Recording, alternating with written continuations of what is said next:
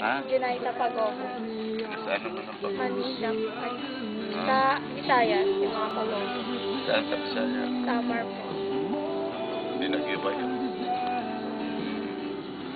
Saan ka magkano? Okay naman po sila. Okay ka. Unit problem. Manila. Taga Manila talaga. Taga-PUP po kami. UP. Apa. Dito na Santa Mesa yan, di ba? Apa. Okay. So, bibisita kayo mamaya sa gallery. Apa. Ano pa po bang pwedeng gallery puntahan bukod sa Blanco po tsaka dun sa Ako, Nemeranda? Ane Miranda. Pwede niyong puntahan ng Samson. Saan po yung Champ?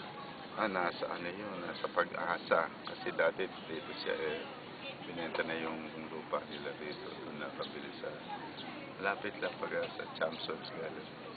Tapos, puntahan niyo rin yung House of Botong Francisco, yung Sa museum sa niya. Doña Aurora po ba yun? Doña Aurora. Kung makita niyo yung mga street murals. Ako kasi ang simulang propagate noong sculpture in concrete in Angono. Started doing sculpture in 1970s. So nung araw wala kasing mga sculptors sa Angono, puro mga painters lang. So ako yung unang nag-switch to sculpture. So, marami ako mga ginawang mga sculptural projects sa different parts of the country. So yung aking mga tinuruan, mga assistants. So maraming natuto na. Kaya ang uno, hindi lang painters, sculptors din. Saan po kayo graduate ng USD Fine Arts. si College of Fine Arts, major in painting talaga. Tapos puntahan nyo rin yung YAB Design. Kasi YAB Design, mga paggawaan po ng higante? paggawaan ng mga repro,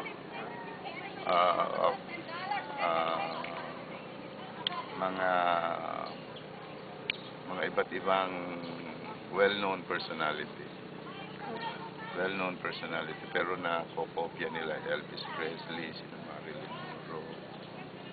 So kahit anong paggawa ng kliyente, kahit kung manggiganting mga hayop, ginagawa nila dyan sa aking paggawa. So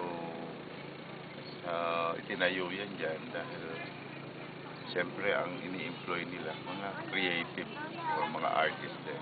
Di ba po dati open to public po yung YAB Design? Bakit po po? Oo. By appointment. Di naman kayo sabihin nyo lang mag-research lang kayo. Papasukin kayo. Kasi, Oo. Papasukin kayo dyan.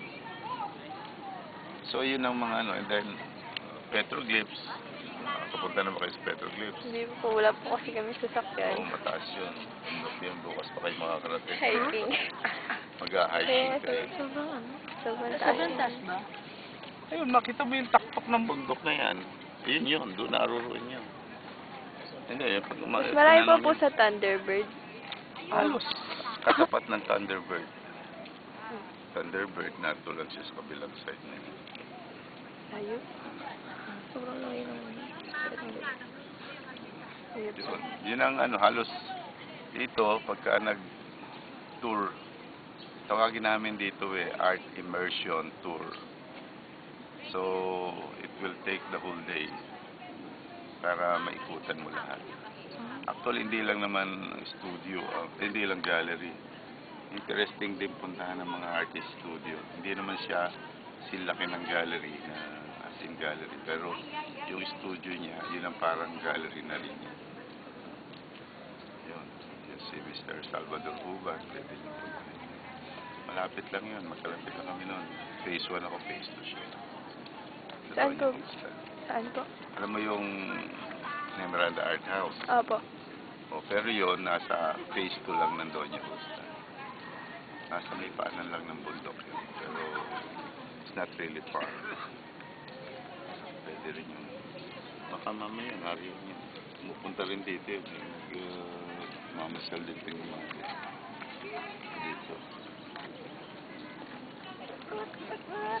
Thank you po. Ano nyo na lahat ang kailangan nyo. Opo. Apo. Sige. Maraming salamat po. Good luck sa inyo.